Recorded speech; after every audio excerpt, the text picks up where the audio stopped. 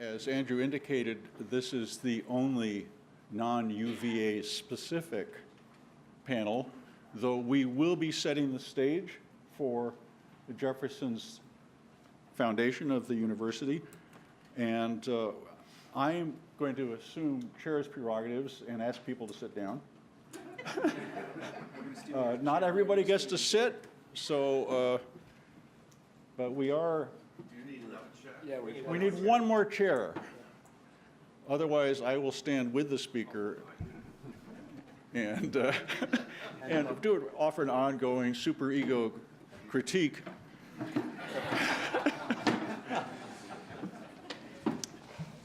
I'm going to assume another prerogative and give you a reordering of the speakers. We'll start with Neven Leddy from Concordia, who will give us a cosmic, or maybe global, or maybe Western view of Jefferson's project, and that is to talk about universities in this era and why UVA was and is so peculiar.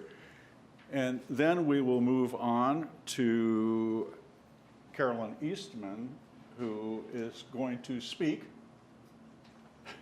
because to read is to read aloud, and her performance will be what we should focus on, because the medium is the message. It's about the centrality of orality in education in the early republic, and she makes the interesting claim that speaking eloquently in the heroic age of American oratory was a new use of old tools. So we'll hear from Carolyn next, who will begin to move us to America, a talking America, in which we, historians, have focused obsessively on the print legacy of all the talk. But print doesn't exist without the talk around it that it enables. And the social dimensions of talk for the New Republic are critical, setting the stage for a revolution, you might say, the revolution of 1800 that Mark Boonshoft is going from a PhD recently at Ohio State and now at Norwich University in Vermont. Mark will tell us about the shape of education as it develops under the specific exigencies, contingencies of a divided polity in which contests over the public sphere and what should happen there and what public expenditure should be about are central to understanding the history of education and the relationship, which we'll come back to throughout the conference, between the university and a larger scheme of education so crucial to the future of the Republic. We'll finish with Johann Neem from Western Washington, a leading expert on the parlous state of the humanities today, and we hope to hear some encouraging words so that we don't go home depressed. He is much younger than I am, so he still has hope. And what Johann will do is to take us on an interesting journey through Jefferson's thinking about education and what it's all about, what it's for. We're going to hear about purposes, in other words, or ends, what the point of it all is in the American context, and how that relates to many of the themes we will be developing over the next 2 days.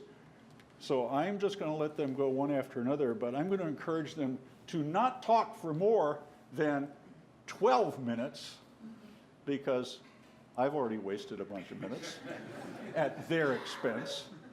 And this discussion that I hope you will vigorously participate in is the whole point of this conference, not to hear bad reading.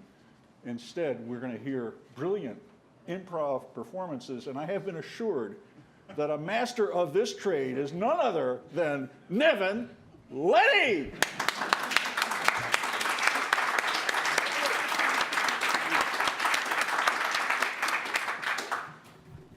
Well, then, I'm not going to bother with the text at all. All right. I can't decide if I've been promoted or ambushed. All right, so 12 minutes. Thank you, Andrew. I don't know where you are. Thank you very much for your introduction, because it's a wonderful exculpation to explain that I am not going to mention the University of Virginia or Jefferson. It was when I first conceived of this paper, a conference about education.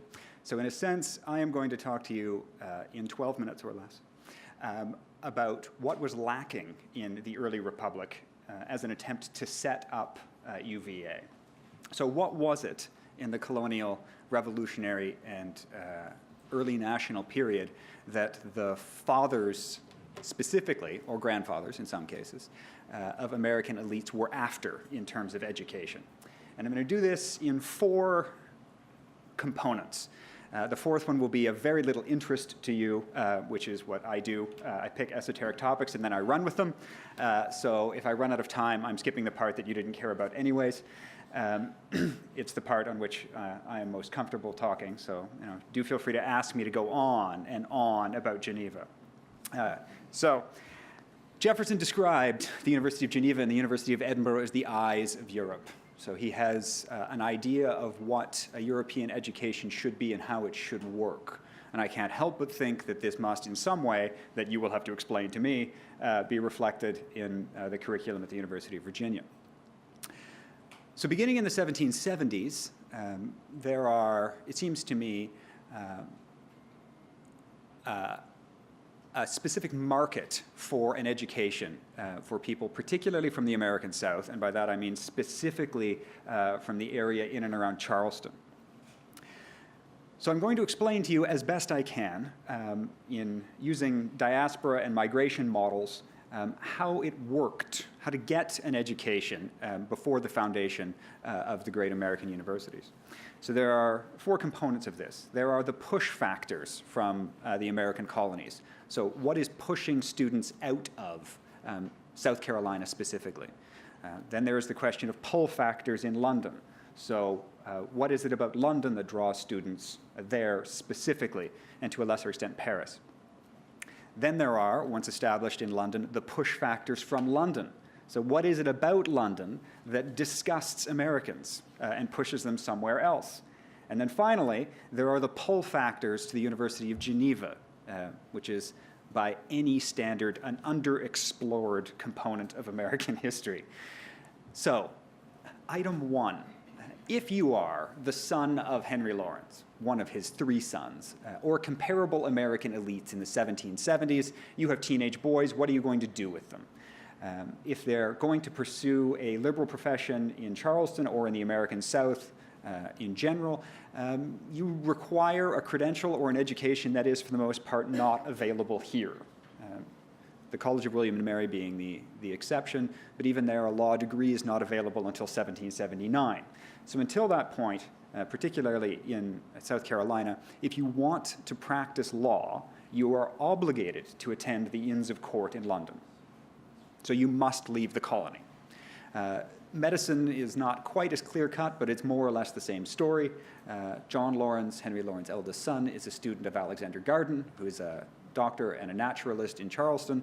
He is considered to be an extraordinarily bright and gifted boy. There is no question that he is going to stay in Charleston for his education. There is no one there qualified to teach him. Alexander Garden himself says, I've done as much as I can with this boy. Perhaps we could organize some sort of education for him, perhaps on one of Cook's voyages.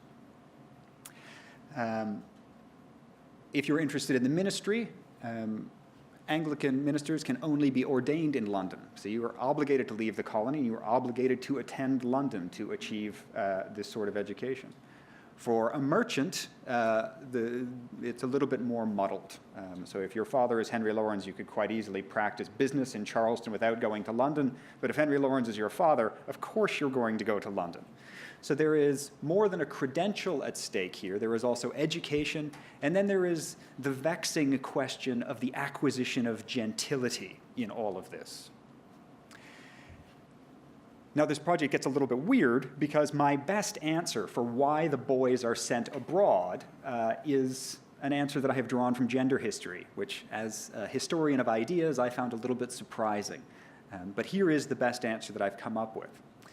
Gender historians have come up with an answer that I quite like by reframing the question. So teenage boys are then as now a problem.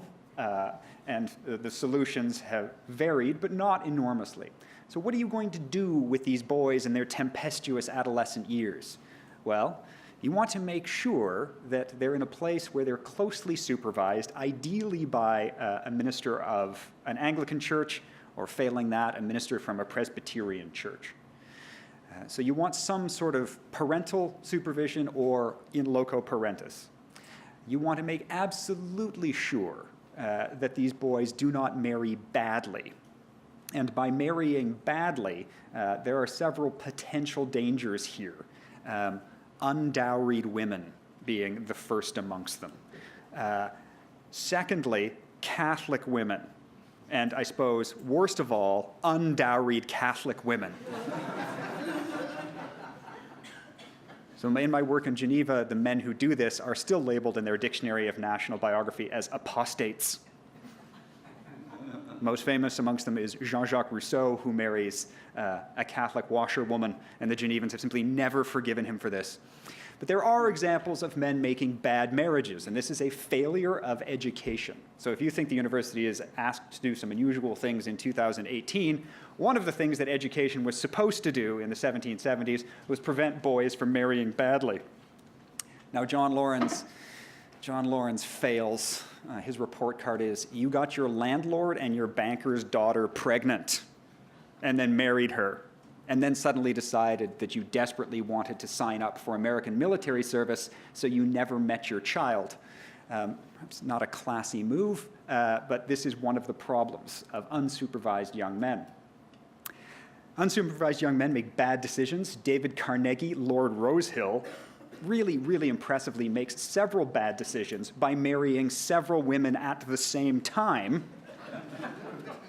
His father, the Earl of North Esk, refuses to allow him to inherit his title. One of the women he married was a Philadelphia actress, which is doubly enraging, I suppose. But on the upside, at least she wasn't Catholic.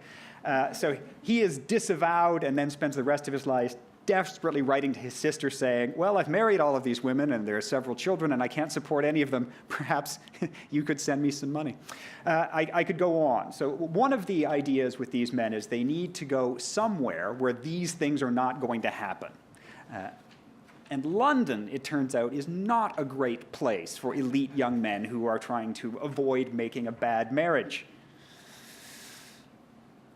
So, if London is the first solution to the American education conundrum, is how do we acquire a credential that allows us to live our status, we have to spend some time in London. Henry Lawrence himself has spent some time in London, as had Benjamin Franklin or Peter Manigault, all of whom blew through money and bad experiences in London. So when it comes time for their own boys to be educated, they are all determined that the boys shall spend no time in London. So this reminds me of my favorite quote from a French philosopher, La Rochefoucauld, who says, "When we can no longer set a bad example, we must content ourselves with giving good advice." So Henry Lawrence takes all of his sons to London, but does not allow any of them to spend any time in London whatsoever without his supervision.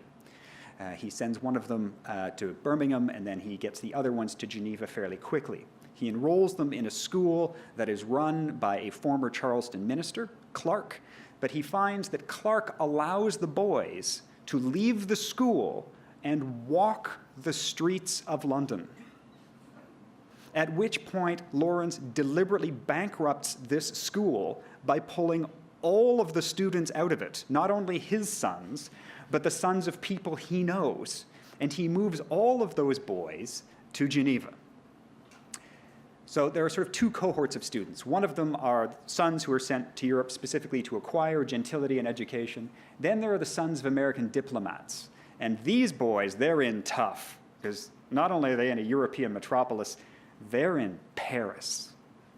So Franklin brings his two grandsons with him to Paris, enrolls them in a boarding school at Passy, and then decides, well, this will not stand. These boys are not going to be raised in Paris. He hears his youngest grandson, Benjamin Franklin Bache, singing a royalist song wearing red heels and says, "That's it, we're done. Where are you going? I don't know." He asks around. Lawrence says, "Geneva's a great place." So Benny Bache gets sent off to Geneva. And then we can watch what happens with the sons of the rest of the American diplomatic corps. Samuel Cooper's grandson is sent to Paris for an education. That doesn't end well. Benjamin Franklin sends him to Geneva.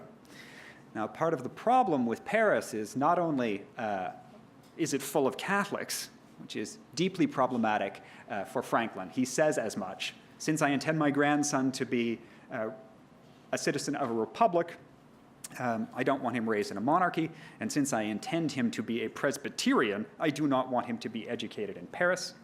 For the grandson of Samuel Cooper, who is himself a minister in Boston, he is explicit.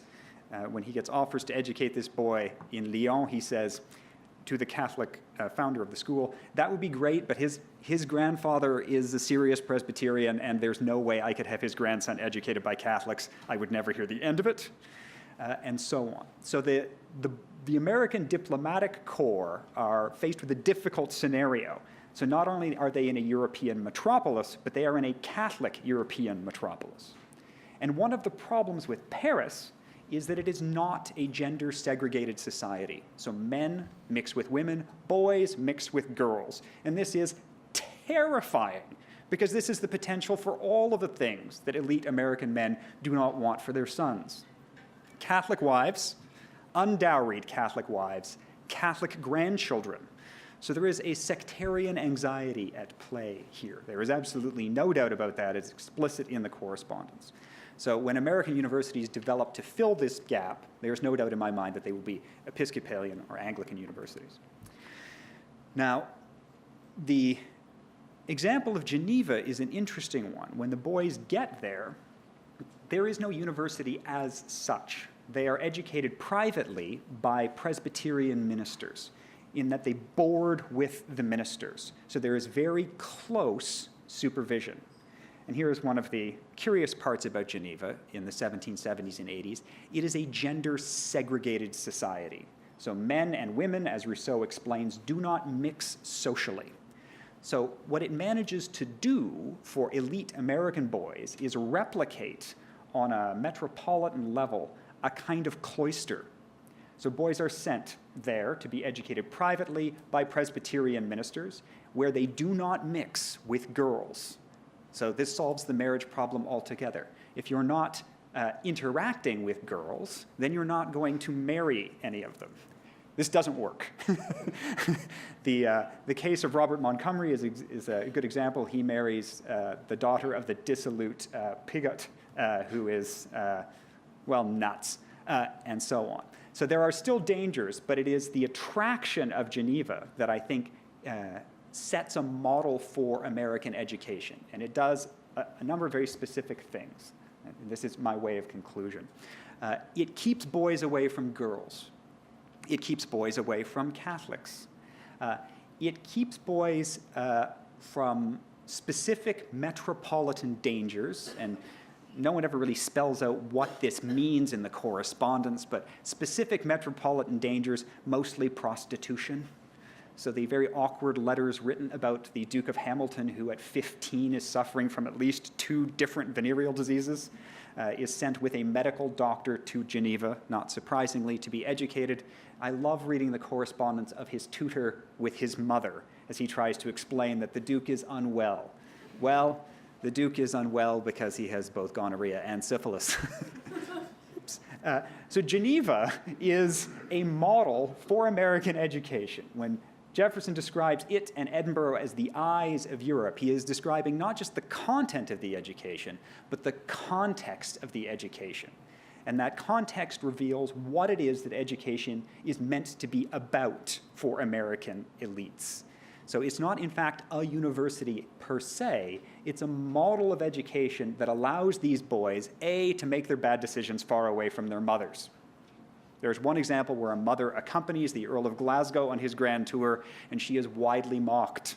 The whole point of the grand tour is you don't get to see the bad decisions that your teenage sons are going to make. So in a sense, American universities are designed to get sons out of the house, but within a reasonable proximity. So that you want to be close enough that if you hear that there is an imminent engagement, that you can get on a horse, ride there, and prevent that from happening. or a duel, or any of the bad decisions that teenage boys are likely to make. So my curious and really quite scattered argument is that Jefferson's eyes of Europe, Geneva and Edinburgh, become the model, in a sense, for what American education ought to be as it starts to create its own institutions. I have to say, 12 minutes. I need a clock sitting right in front of me. Think of me as your All right. Thank you so much. It's a pleasure to be here. And I feel a little bit perverse talking about oratory at Jefferson's home because Jefferson hated public speaking with such power, he felt such anxiety that famously he delivered his regrettable State of the Union addresses at a whisper. He hated it so much. And yet I think that our general sort of 21st century emphasis on the written word, Jefferson's emphasis on the written word and text, has blinded us to the importance of the spoken word, especially in the 19th century, something that especially arose out of educational practices at all levels. So I'm going to be talking about that today. And this really begins at the earliest phases of education for children. Because, as Peter mentioned, when children learn to read, the term to read was defined as learning to read aloud and with appropriate emphasis. When you learn to read, you were supposed to not just sort of read words on a page, but to understand the meaning, the ideas, and the emotions that sort of motivated whatever printed word you were reading, so that then when you were in school, schools were entirely rhetorical. They were oriented around scenes of memorizing texts and performing them in school, both on a daily basis within the school to your teacher, to your fellow students, but also on regular exhibition days at which entire communities would show up to basically assess their students, their children's progress, their teachers' success in teaching their children. Children would perform for an entire day in many cases, in some rare cases over the course of many days, performing what they knew. And I think we've forgotten some of this in part because, again, in our environment, we emphasize so much the production of written words, and yet universities remain fundamentally organized around scenes of dialogue, scenes of performance by professors and by students in which people perform the knowledge that they gain. Conferences like this one still insist on oral performance. But I think that in the terms of the 19th century, this is important because in the 19th century, oratory was not sort of disappearing, as some in the olden days used to believe, from culture as an important form of communication. Oratory was actually becoming more important over the course of time. So if you think about, for example, even at the highest levels of oratory, scenes like the importance of congressional and legislative oratory, when you saw figures like Daniel Webster and Henry Clay becoming increasingly important figures whose speeches were reprinted in newspapers and in pamphlets and in school books.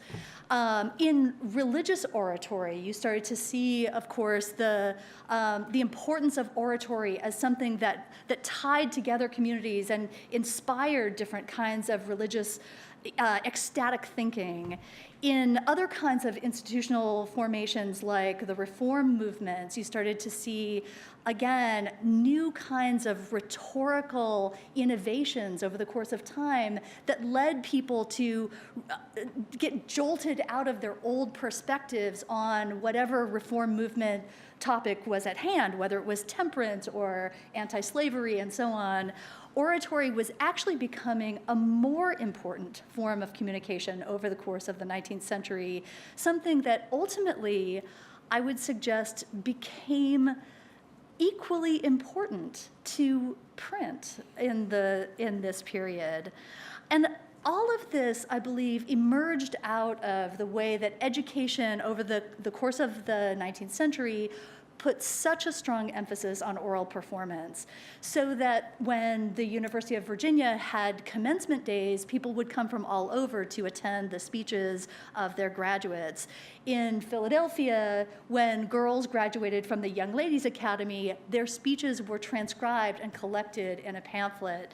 At the New York African Free School, children would perform to demonstrate the value of education for some of the poorest and most unlikely people in America at that time to be gaining an education. All of this kind of emphasis on oral performance is interesting because it emphasizes a kind of way that oral performance could help children become something more than they began. That is, the reason why elocution was so important to this period was the message that whether you were simply seeking a more advantageous marriage, or whether you were seeking to become a success in business, or if you wanted to aspire to some kind of public service or some kind of public office, your gift for good speech, your gift for persuasive speech could actually help you get there.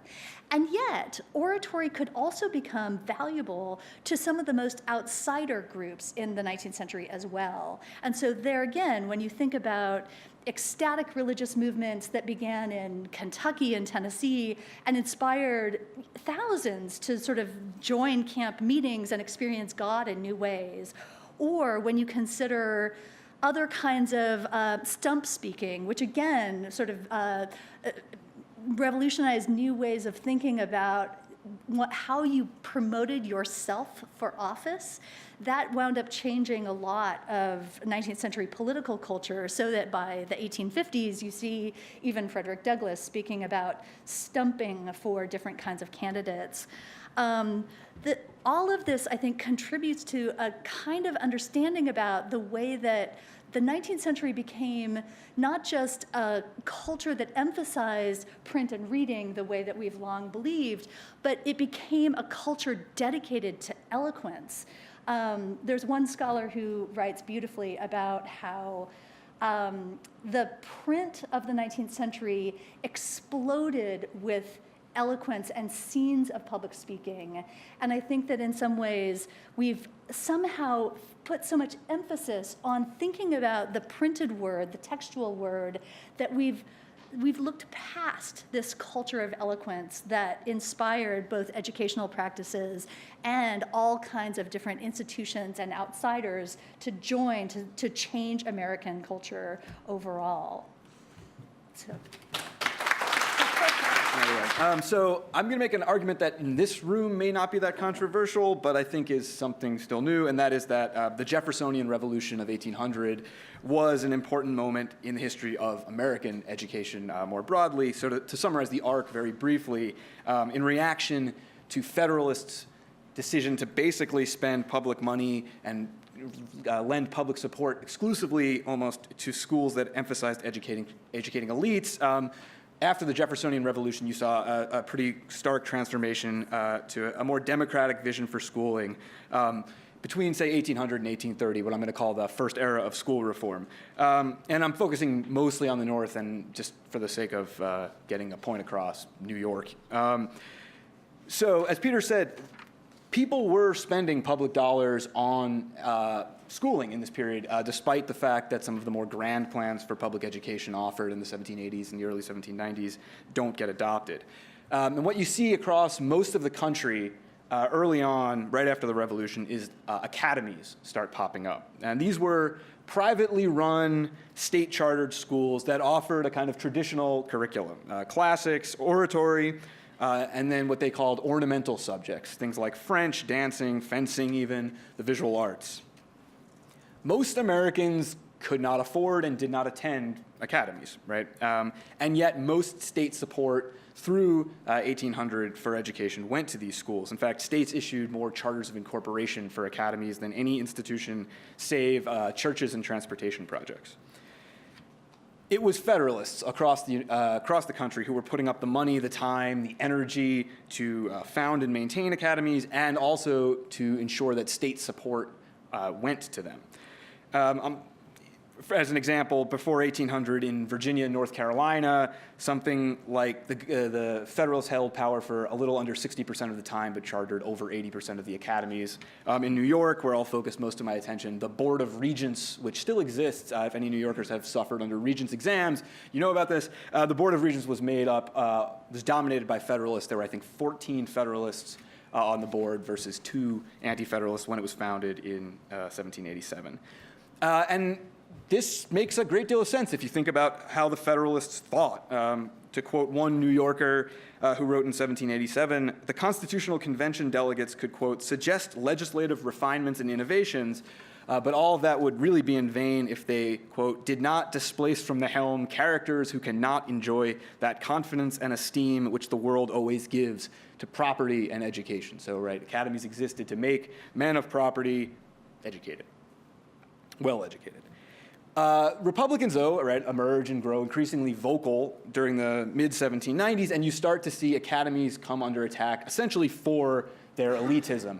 In the span of 1 year, between 2 Januaries, 1795 and 1796, the New York governor, George Clinton, dismissed academies for, quote, only serving the children of the opulent.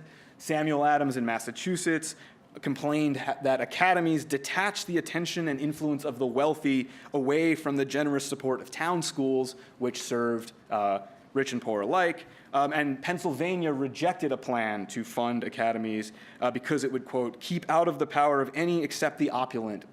It would make it impossible for any except the opulent to give their children a liberal education. So academies, in other words, were in tension with perhaps more egalitarian, more inclusive forms of schooling. Nothing happened in the short term. Federalists were still in power, still had some power, but also not every Republican agreed on the solution, even if they agreed largely on the critique. So again, I'm going to zero in on the North here, but some moderate Jeffersonians continued to believe that the nation should be run by a distinct, well-educated elite. The goal was just democratizing access to the credentials necessary to taking your place among that elite. Basically, they wanted to create what we would think of as a meritocracy, what they would have called the natural aristocracy. Their idea was simple: make elementary education universal, then create a public pathway for talented students to get higher education. That would democratize access to the trappings of power. This had, right, undergirded Jefferson's failed 1779 plan for Virginia, and I think reached its sort of apotheosis in the American Philosophical Society's 1795 essay contest to design a national system of education. The winners, Samuel Harrison Smith and Samuel Knox, were both moderate Jeffersonians who proposed a kind of pyramidal system of public education. Other Jeffersonians, though, questioned whether there should exceptionally educated people should have any greater claim to rule the country than anyone else. Famously, Melancton Smith, a New Yorker, argued in New York State's ratification convention that the politicians needed to resemble the people they represent. They should be a true picture of the people. And it was obvious to many that having an advanced education meant you no longer resembled those constituents. The Delaware anti-federalist Robert Coram, in his 1791 pamphlet Political Inquiries, made a similar argument. Whereas proponents of academies argued it helped create a natural aristocracy, Coram suggested that what advanced education actually did was allowed men to create an artificial inequality among themselves and then cry out that it is all natural. So instead of differentiating people, Coram wanted a sort of education that would be secured by government to every class of citizens, to every child in the state. And his point here was that state-run common education was really all that was necessary for white men to learn how to govern themselves. In New York, this starts to bear fruit in the late 18th century with Jedediah Peck, the so-called father of New York's common schools, who in 1799 wrote that he was bringing improvement within the reach and power of the humblest citizen.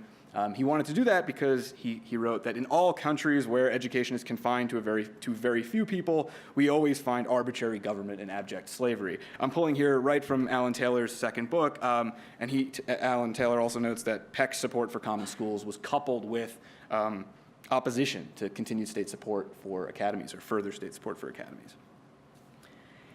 it's the resolution, I think, between these two Jeffersonian arguments about education that really paved the way for the future. So to get into some nitty-gritty details in New York, basically, I think their experience was instructive, but perhaps mostly formative. So 2 laws. In 1801, New York passed an act for the encouragement of literature. It was a series of lotteries that would raise $100,000 for schooling.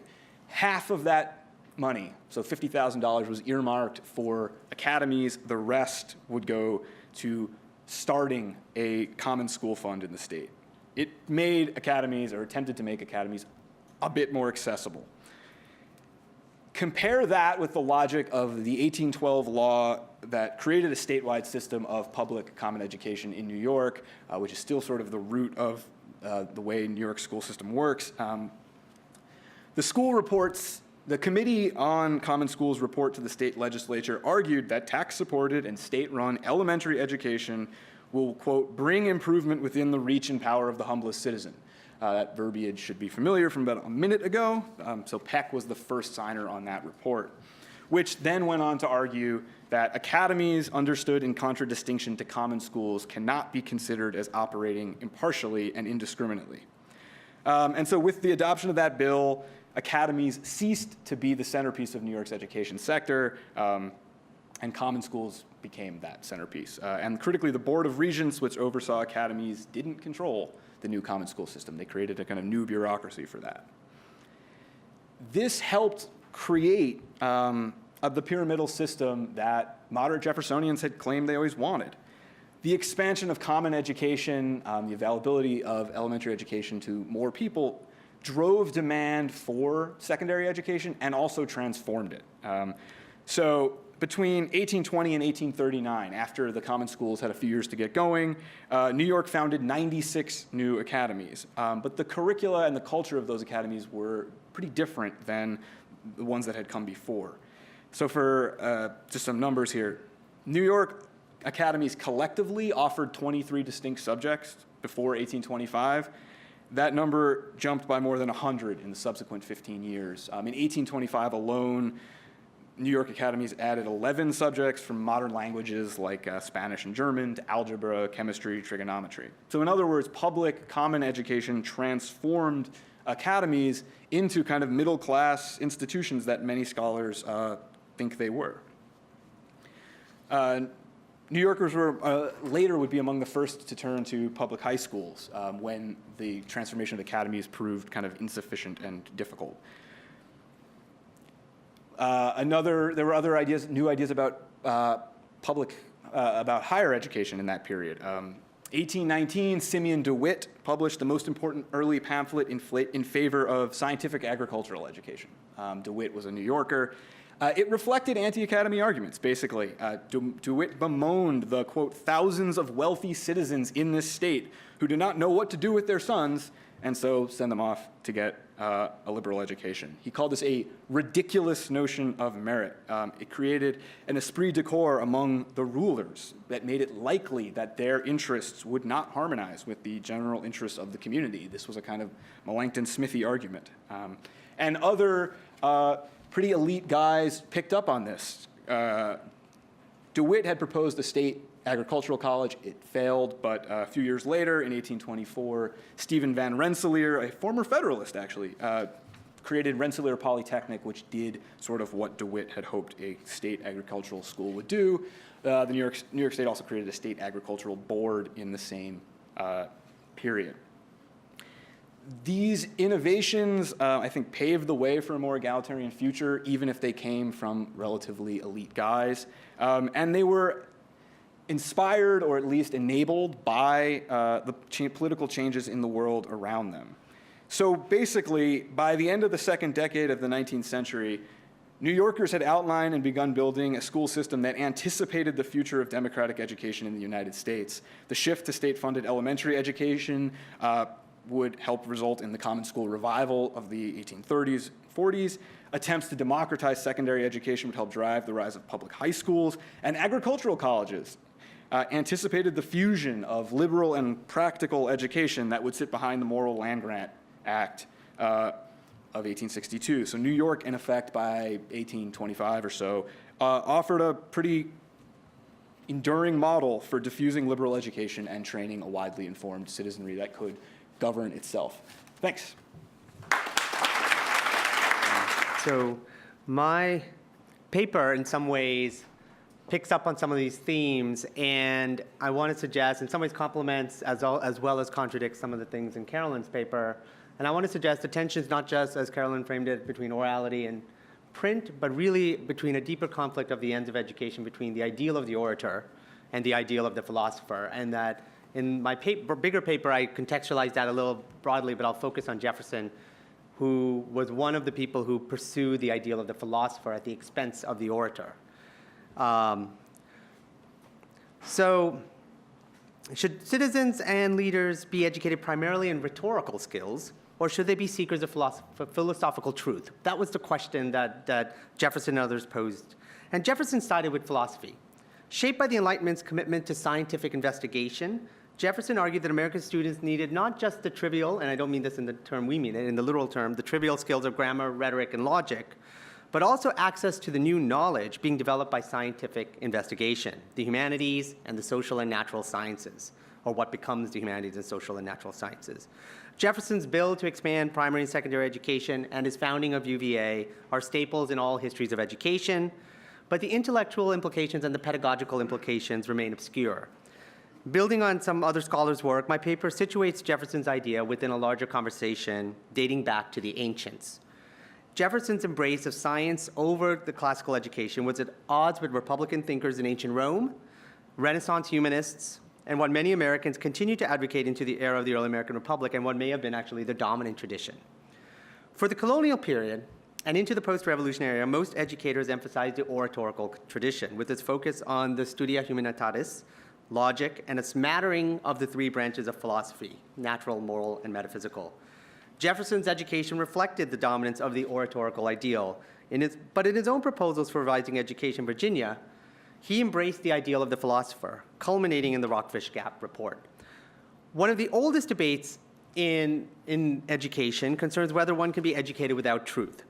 In the era of Athenian democracy, when citizens needed to speak well and effectively in order to participate in public space, in the public spaces of the polis, a new school of teachers named sophists emerged to help people develop communication skills. These sophists taught people to use language effectively, but were criticized by Plato, who is one of the founders of the academic philosophical tradition.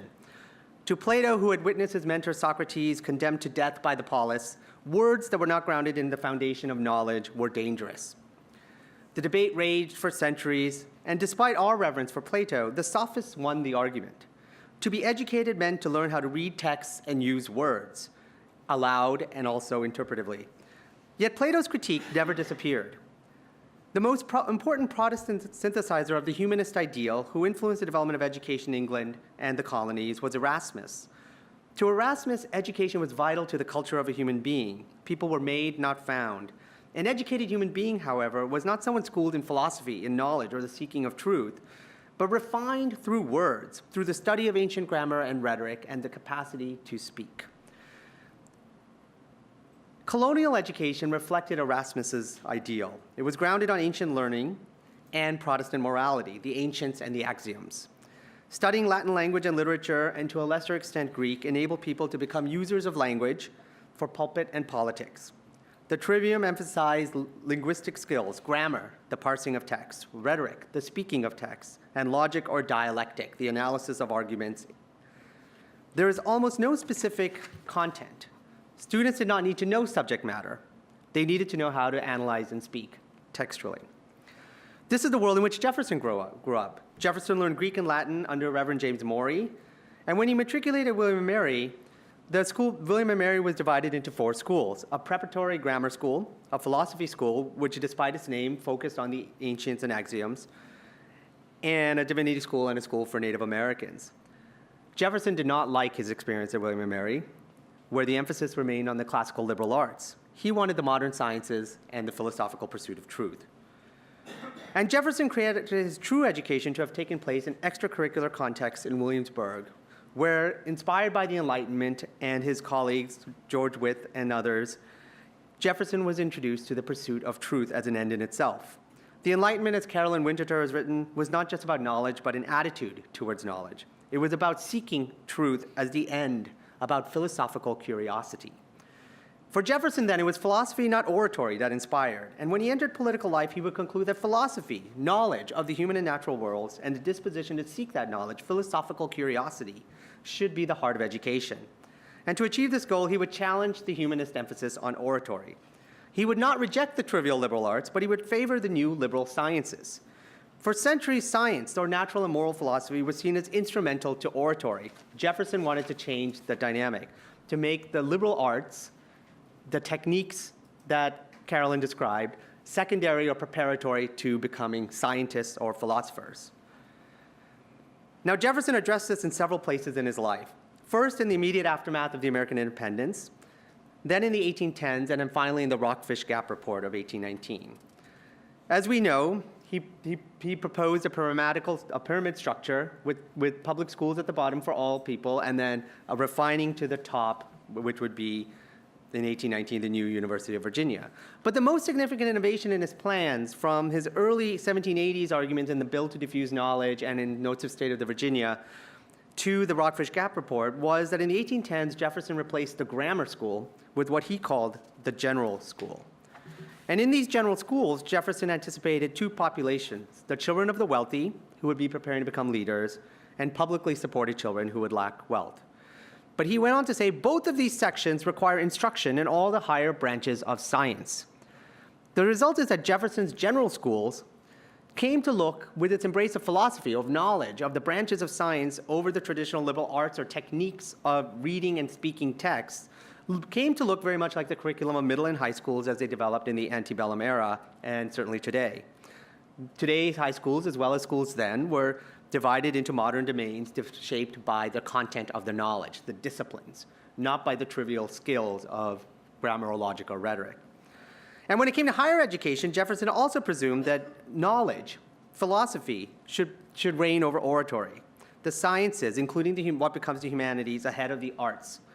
He did so, the arts here being techniques, liberal arts being techniques of knowledge. When he tried to reform William and Mary, as part of his broader proposed revised Virginia laws, he tried to replace grammar, logic, and rhetoric and ethics with moral philosophy, the laws of nature and nations, history, civil and ecclesiastical, math, science, natural philosophy, natural history, as well as languages, ancient and modern. So he tried to reshape it around knowledge, not around trivial liberal arts. And this was a fundamental effort to reconfigure the purposes of education and the role of knowledge, and it's part of this ancient conflict between orators and philosophers. This was what Jefferson articulated in the Rockfish Gap Report. Committed to establishing the University of Virginia and achieving goals he had failed to achieve at William and Mary, Jefferson emphasized science and philosophy, and he was aware that he was proposing a modern curriculum, but one that challenged the traditional liberal arts. Some good men, and even of respectable information, considered the learned sciences as useless acquirements, he wrote in the report. But a good education, Jefferson and the commissioners concluded, grafts a new man onto native stock. This new man would be a philosopher, not an orator, the report made clear. The new university would take for granted that truth is not handed down, but is gained through scientific or philosophical inquiry. And that's what the new university's proposed curriculum would be. First off, it had electives, so people could seek knowledge by choosing. And the older liberal arts took a smaller role. Domains of knowledge, of truth, replaced domains of skills. The sciences predominate over the arts, or techne, if we think about the translation of arts. A good leader must not only be able to speak and argue effectively, have oratorical and rhetorical skills, but must have knowledge of the human and natural worlds. And so a graduate of the university, which is would in time become UVA, would be immersed in the arts and sciences, not the ancients and axioms of old. Freedom meant to Jefferson to overcome ignorance through knowledge. So Jefferson was among the leaders in the shift to the arts and sciences and away from the ancients and axioms. And this ancient debate played out in partisan context in the debate between the American Academy of Arts and Sciences in New England and the American Philosophical Society. And the Federalist partisans of the American Academy lambasted Jefferson as this hopeless guy seeking useless knowledge of natural history, as we'll hear more about later, because he was seeking knowledge. Because Jefferson And Jefferson was portrayed the way Aristophanes portrayed Socrates in the clouds, as this person way up airy, seeking useless knowledge. But Jefferson's own partisans saw him as a philosopher. But advocates of the oratory tradition saw philosophy as a bunch of useless truth-seeking. So I'll stop right there. Well, I want to thank the panelists for being so expeditious in their performances. It gave me nothing to do.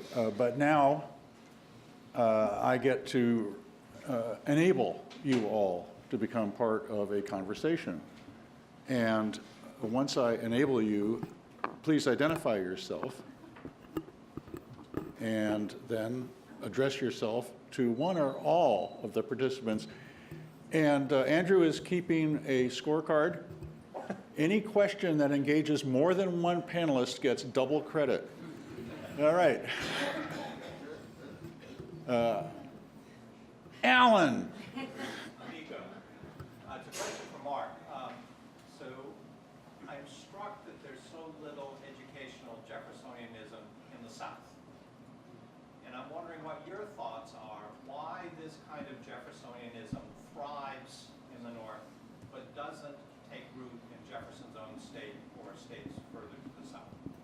Well, I mean, the obvious answer is slavery, right? And I think that the notion of what academies do makes a lot of sense in the South, where you need to train a planter class, but you actually kind of thrive on almost the ignorance of everyone else.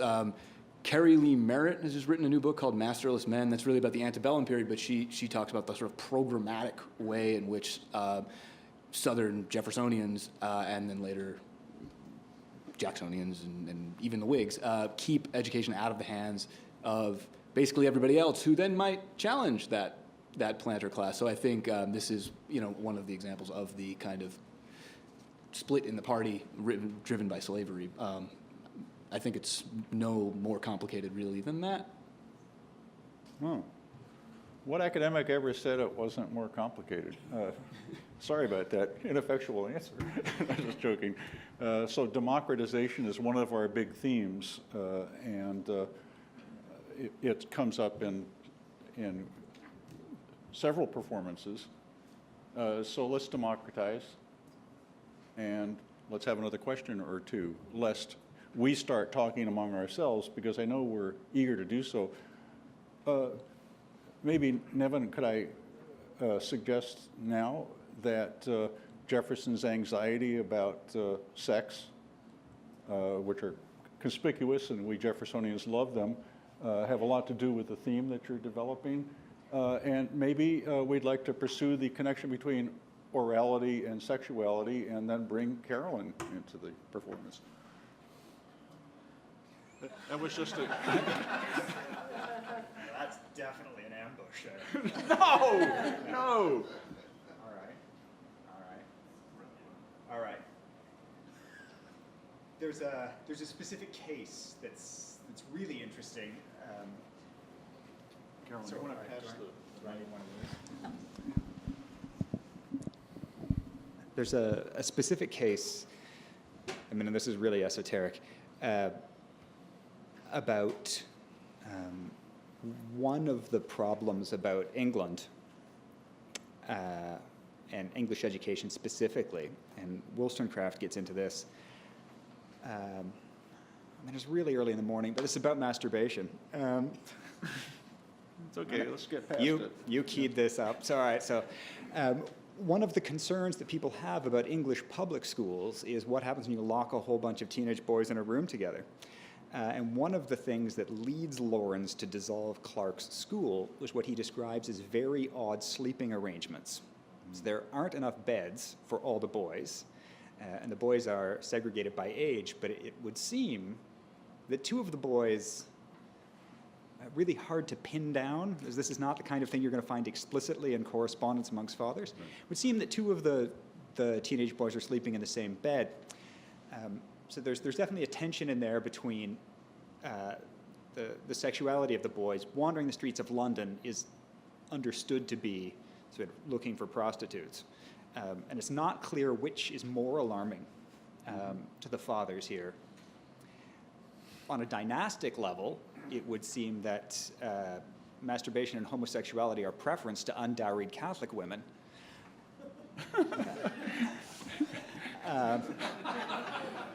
I guess.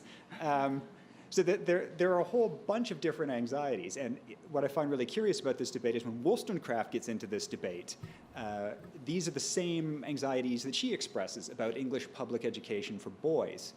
If you lock them all in a room together, what's going to happen? And the people who go to English public schools now shrug about this and say, well, you know yourself when you come out of that experience. So for someone like Lawrence, there's, I think, a bit of a disgust response there. Now, the question about education and sexuality is to what extent that is a function of education, right? So is this not, in a way, what the boys are meant to be doing? Yeah. Right? So the fact that Lawrence dissolves that school is, it's not his son's, but it's an open question, and it's really rare to see the grandfathers or the fathers engage with it explicitly, which I think is telling.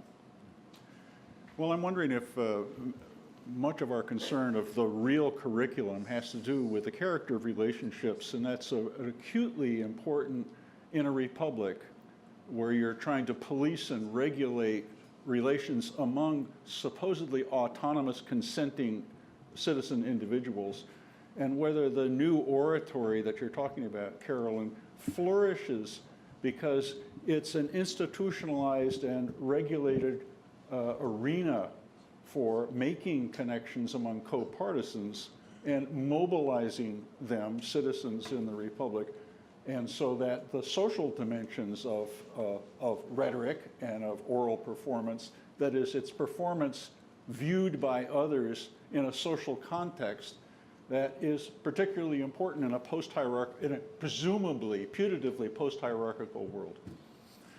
Okay, that didn't go anywhere. Patrick. I actually have a question for Carolyn. I thought your paper was really thought-provoking, especially the way that you kind of put oral culture in opposition to almost print culture and print industry, and that historians have generally looked at print, and I think there's a variety of reasons for that, ease of access and sources and stuff like that, which you've talked about a little bit. But I started thinking about another aspect of it, which is printing had a whole economic industry surrounding it, very easy to understand. There's a lot of records that the industry itself created, continued into the 19th, 20th century. Could you look at oral culture? Is there an industry of oral culture that we could think about that is economic also?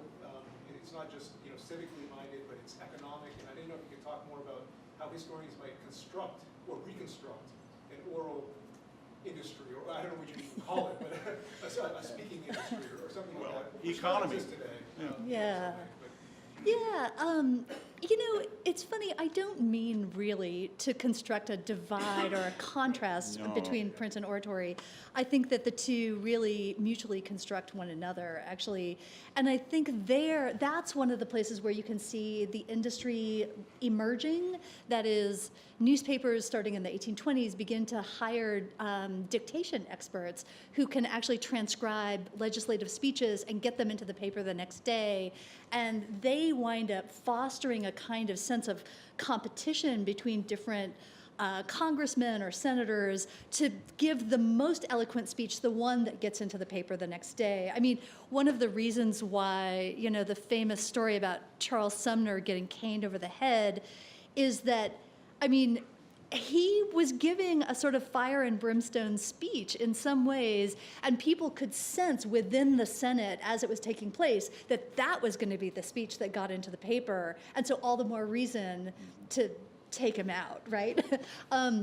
But then again, on the level of an industry, you have to think about the rise of the Lyceum movement, right? And so starting in the late 1820s, but especially the late 1830s and 40s, you begin to see an incredibly lucrative job emerging of Lyceum speaker, usually a man, but not always, who could travel around and speak for incredible amounts of money. The Lyceum became a very lucrative industry. And then finally, the ways that institutions began to advocate for encouraging better public speech. So universities began hiring professors of rhetoric, theological seminaries began hiring professors of pulpit eloquence to compete with the sort of uneducated or less well-educated religious ecstatic visionaries who came up from, sort of evangelical movements. In all of these ways, I think that there is definitely a kind of industry involved. And print is a willing partner in helping public speakers get move their words forward in the public sphere. Yeah, I wonder about the poets' corners. There are too many poets in early America. Why would you print this stuff? Yes, and please. Paula Viterbo, PTJS, PTJRS, Papers of Thomas Jefferson, retirement period, retirement series, and here at Monticello, I'm part of the editorial team. My question is about the role, the dynamic between the attempt to reform education, especially higher education, and the role still played the traditional role of apprenticeship. Mm-hmm. And I think that relates to all of you in terms of, for example, replacement of the authority of knowledge. Is it an experienced person with whom you're going to learn, or is it the traditional philosophical body, including rhetoric and what is it? That's especially important, I think, with medical and legal law training.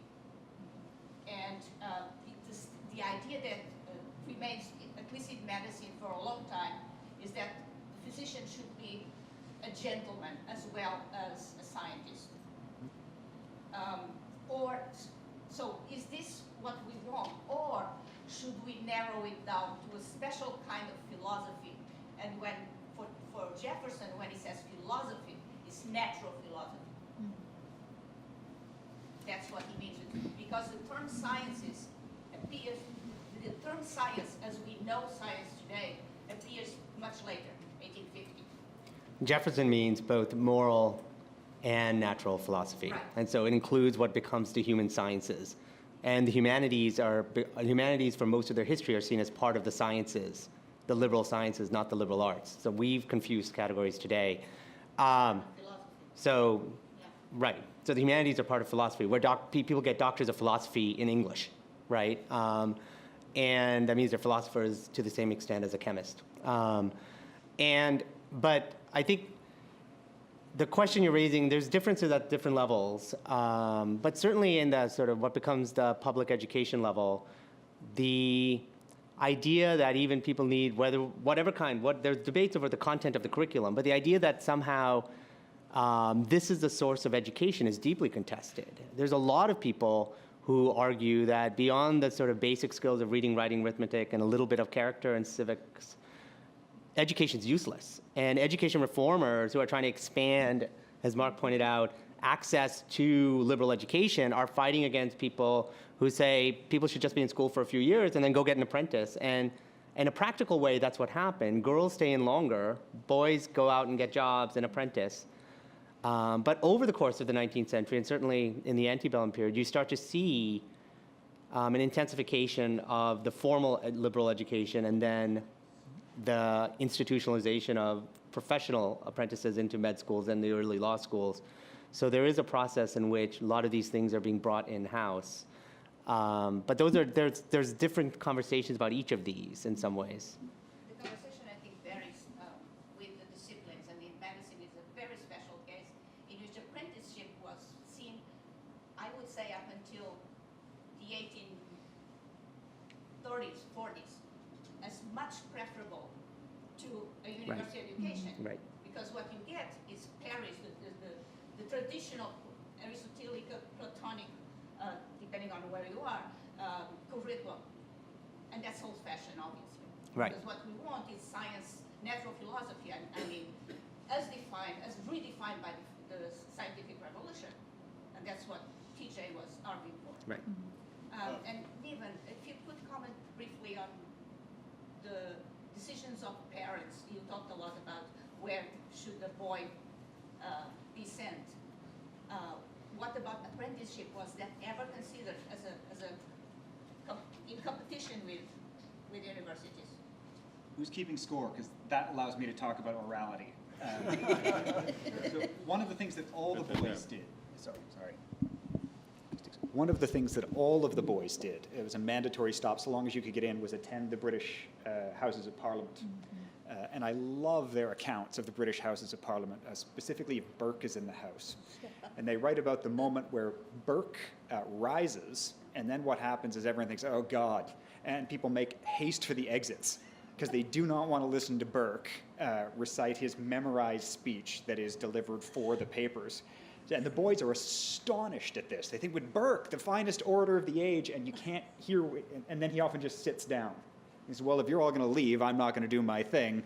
So there's definitely a tension going on there between something that is pre-prepared versus a spontaneous contribution. But it seems to me that the Mother of Parliaments is also the mother site for the study of oratory amongst these boys anyways. Great, thank you. Chaba and then John. My name is Chaba Levi. I'm a visiting Fulbright scholar from Hungary at the UVA. And I have a comment and a question also to you. When Harry Lawrence was looking for a good school for his children, he also visited Oxford and Cambridge. Yeah. And he was not interested at all. No. So, and my question is about the possible impact of the French Enlightenment in Geneva. Because Walter was living next to the city when John Lawrence arrived in Geneva. And some scholars argue the impact of Rousseau on his anti-slavery thinking. Thank you. There are two questions that I've started working on and I can't come up with an answer. One is, did they end up in Geneva because of the Huguenot heritage? So a lot of these guys, Lawrence, Manigault, and so on, are clearly Huguenots. I can't prove that, but I think it's likely. And then the second one, which you feel free to jump in here, is this distinction between northern education and southern education on the question of slavery. And there's no getting around this. One of the things that John Lawrence does when he's in London is he becomes a bit of an abolitionist, and his father basically says, "Shut up! There's no. You may be spouting off in London. People are going to remember this stuff when you come back here and inherit." The Genevan one is a more fascinating case. There are rarely defenses of slavery in the Enlightenment, French, English, Scottish, and the question of to what extent does a Genevan education play out in terms of abolitionism? The answer is the boys don't talk about it amongst themselves. It's in a lot of ways the elephant in the room or the elephant in the background. I don't know how this metaphor is going to end. But it's, I think, the great, not only unanswered question, but unanswerable question, because they don't talk about it. They're more likely to talk about sexuality than they are about the question of slavery. So it's perhaps the ultimate anxiety that's always avoided. So I don't have an answer. Are you all hearing the questions over here? No. Yeah, an odd word or two. Maybe we'll just take a moment, and after you've asked your question, to let me, in this kind of simple form of communication, eventually we'll reduce it to print and just circulate it. John. I'm louder than most, so there won't be a problem. I'm All John right. Rostow with the International Center for Jefferson Studies. And I'm interested in the possible tension between Johann is saying and Carolyn is saying. I mean, Johann tells, and the paper's wonderful, he tells this, what we think of as a heroic story, Jefferson's search for knowledge, science, as you point out, defined very broadly, we'd say is the humanities. And yet, as Peter intimated a few moments ago, the story of orality and the Athenian democracy and the necessity of participation in the Republic is also a heroic story. And I wonder whether there's more going on with Jefferson than this abstract, beautiful search for knowledge. I could say cynically that he's not a very good speaker. His greatest political opponent is the greatest orator of the 18th century. But I wonder whether there's something also more going on politically in this shift from a orality and rhetoric to a science-based educational system. So So this question is about whether we should begin tearing Jefferson down. Thanks, John. Did you get it? He wishes he could speak better, poor guy. So that's why he's a philosopher. Well, you know, I was thinking as I was reading Johann's paper, we still live in a culture, right, that makes a sharp contrast between manner and matter. And in fact, I remember really vividly when Barack Obama was emerging as an important orator in the early part of the 21st century, so many people marked that contrast between sort of all words but no action, or something. I mean, we live in a culture that makes a big deal of the contrast between the triviality of eloquent words versus real knowledge or real action. But I think, Jefferson aside, for the 19th century, that was a false opposition. It's not that it didn't emerge, but I do think that on the whole, once you look at the grand total of both institutions and people's engagement in public life, there are good reasons to pay a lot of attention to the importance of not just orality, but true oratorical scenes, that is, moments when speakers would get up in front of people.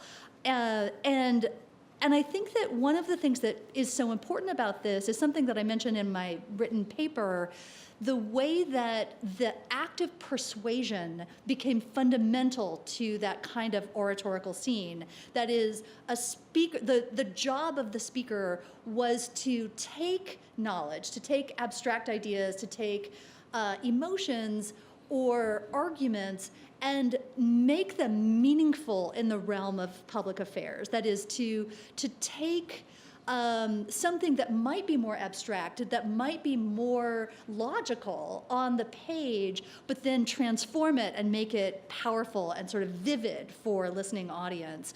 And so in that regard, the contrast between knowledge and rhetoric is more false, I think, than in most situations in the 19th century than even we might be sympathetic to today. Yeah, I would add, my paper was not meant to be seen as a heroic Jefferson. It was meant to talk about a tension, and the paper actually suggests that Jefferson in many ways did not win this game. You know, that the actual, in higher ed, was this ideal of the orator which brought together knowledge and virtue and the skills of rhetoric. And that actually shaped the formal curriculum. But there is a redesign of the understanding of a curriculum. So if you look at Harvard in 1750 and Harvard in 1850, or you look at a grammar school in 1750 and a public high school in 1850, you'll see that they are organized now. They go from being organized by largely books that train and prepare and refine a person through certain, what we would say are skills, but they're much deep. The word is much deeper, which is why the liberal arts or the techne of a self seems to capture it better, and Carolyn's book does this better than I can say it. But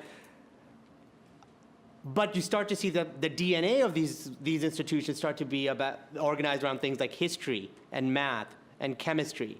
And so they become organized around knowledge. And all I was trying to say is that Jefferson was dealing with a conversation that is quite old, and the tension between these two is really important, particularly at a moment right now where we're seeing a loss of faith in the arts and sciences, and we're starting to find, both at the K-12 level and the higher ed level, a return to skills, critical thinking, abstracted from knowledge. But they're techne in that sense, but they're not liberal techne in the sense of the oratorical tradition. So we're seeing this, we're coming to the end of this long conversation, and we're at a moment where we have to rethink these categories. And Jefferson was at a moment where those categories were also being rethought. Do we have, yes? If you allow me to go Of course. I'm particularly interested in the interplay between what Johann. Yeah, and I've been saying, and that's around the importance of rhetoric. And I'm curious because I don't know enough about the subject. So, Carolyn, how early do you see the formation of jargon, professional jargon, and specialized language? You know, of course, that is beginning during the 1820s, 1830s, but it really begins to flourish after mid-century, and it becomes controversial for all the reasons that you're suggesting. That is, the overemphasis on the kind of insider knowledge that's actually exclusionary to people who don't understand that jargon. Is something that's deeply troubling for a lot of people in the earlier part of the 19th century. So it is much later. And also, we have to take into account, I don't know, just for you to think about the role of rhetoric in convincing people that a certain scientific view is better than another scientific view. So, internal to natural philosophy, there's a discussion which scientific theory or natural philosophical theory is the best one. And that's the beginnings of peer review, starting with the Royal Society. You present to your peers the best way you can, using all the rhetoric that you know, using everything you have at your disposal to convince your peers that this is the right theory and not the other one. And you begin to see this organization around language again, I think. But just to put a note on that, you'll note that academics are actually suspicious of rhetoric. Because of academics are suspicious of rhetoric because they're trying to present knowledge, and rhetorical things might actually take away from the truthfulness of the message. And so there's a tension there that's also between the philosopher and the rhetorician, where academics, if you go to an academic conference and someone has a good rhetorical presentation, you're actually kind of, you know, there's a kind of suspicious on the part of the audience that this person is trying to persuade me rather than use logic through rhetoric, you know, so. And that's why we cultivate boring presentations. No, Yeah. it's an intended practice. I knew there had to be a reason. Well, we have 15 minutes to go. Yeah, we do, damn it. And we got, I liberated minutes just so that we could continue this conversation. Jeff, please. Jeff Looney, I'm at the retirement series also. It may be more of an observation, but on the subject of orality in education, one mustn't neglect the extracurriculum. And by that I mean, and so many of you know this, but from about the mid-18th century to the later 19th century, virtually every college had undergraduate literary debating societies. And I know the best at Princeton, but at Princeton these guys met every week. They had debates every week. It was entirely student organized. Faculty had nothing to do with it.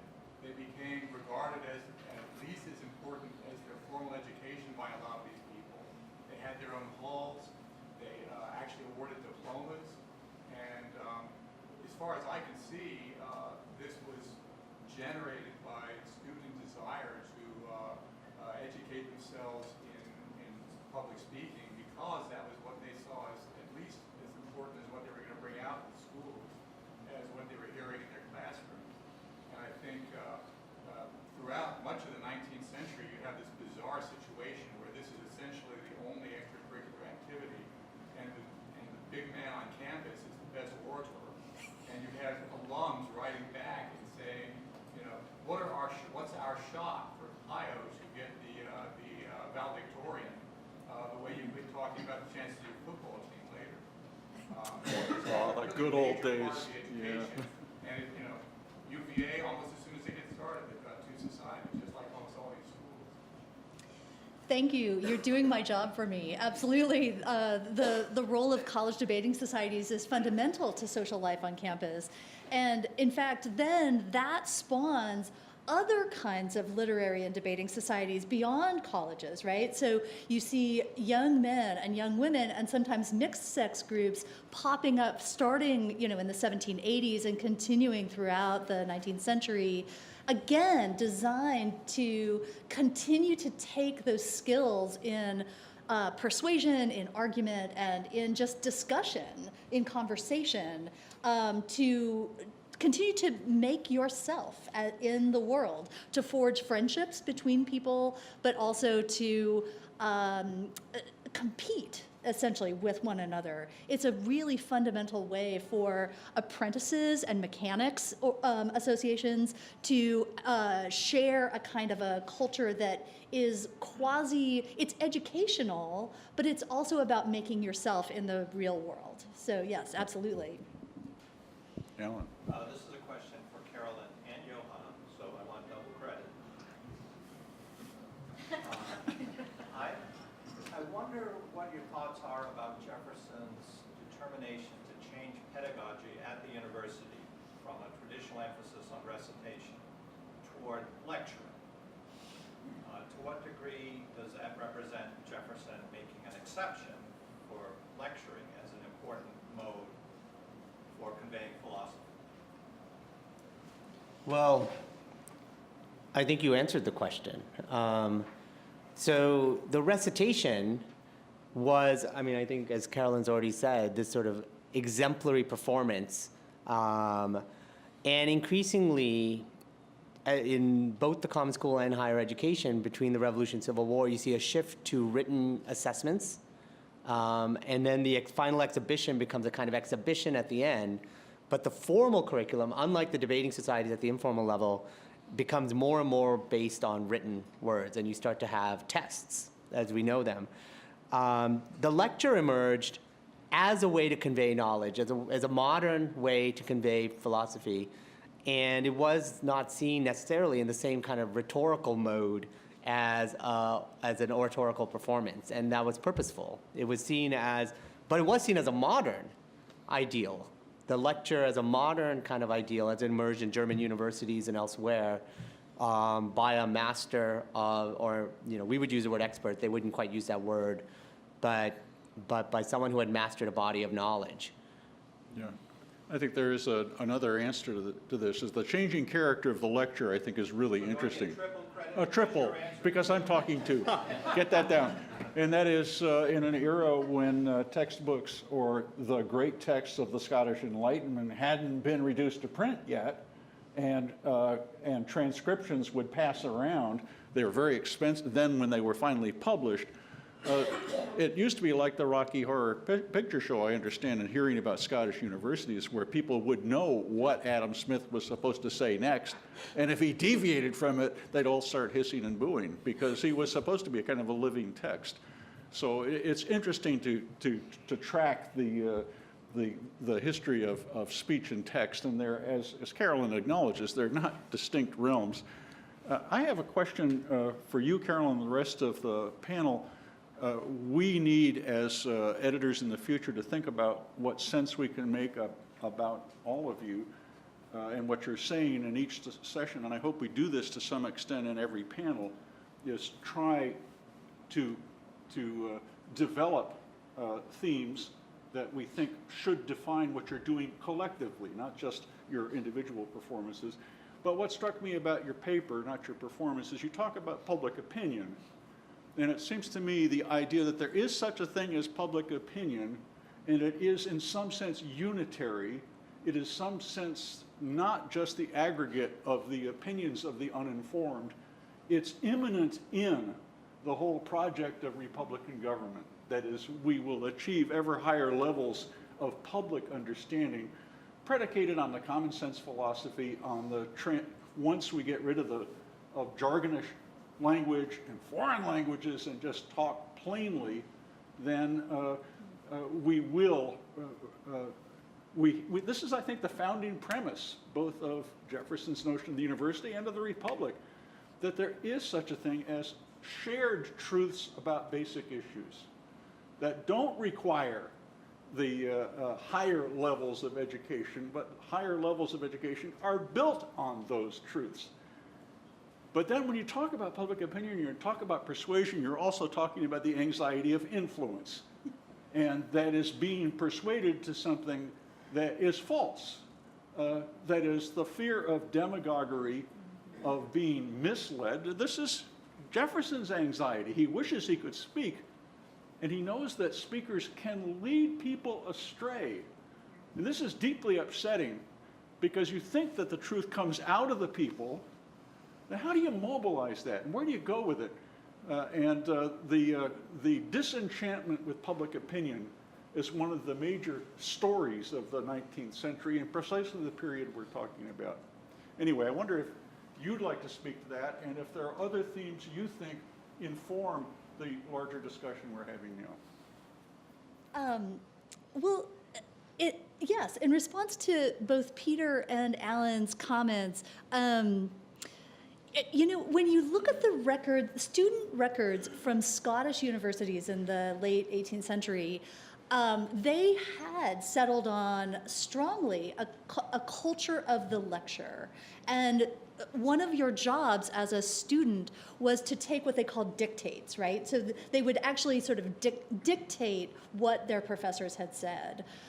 Which is, of course, in some ways, the negative model that we hear about all the time as professors, right? The sort of notion that we're delivering stuff that students write down without thinking about it, and then they spit it back on a test or something. Whereas in the kind of idealized oratorical situation put forward in early Republic educational and other kinds of writings about public speech, the ideal was a little bit more like, getting toward your question about public opinion, the notion that speakers had to constantly be gauging the attention of their publics. They had to be constantly thinking, you're falling asleep and you're yawning and you're looking at your phone and so on, and therefore ramp up their ability to be engaging as they were going along, their ability to be persuasive and effective. Likewise, the ideal was that as listeners, you would all be absolutely critically aware of every different sort of phase of a speech, every different sort of permutation of an argument, and therefore you could be the best kind of critical listeners, Republican citizens who would constantly be viewing and listening to a speech skeptically and ready to sort of criticize any different part of it for being not that persuasive, for veering toward demagoguery and so on. And so there was, I think, a kind of a contrast between these two ideals. Whether that was true is the problem. The problem, of course, is that some public speakers were so engaging, so personable, that they could say anything, and they could be they could be believed. and so it's not that there wasn't anxiety about the gifts of a truly eloquent or truly personable speaker, but again, there was a rising sense of the importance and power of the audience to make decisions during the course of a speech and to constantly sort of read it skeptically and critically as they went along. I think that transactional character of speech, listening, speaking, gets to the deep politics of it, and I think you're all talking about that because it's constantly being negotiated, and we have to understand that negotiation. Yes, please. I have a point of information I need to at the very end, and it's about Academy. Okay? So I was going to Mark, sorry,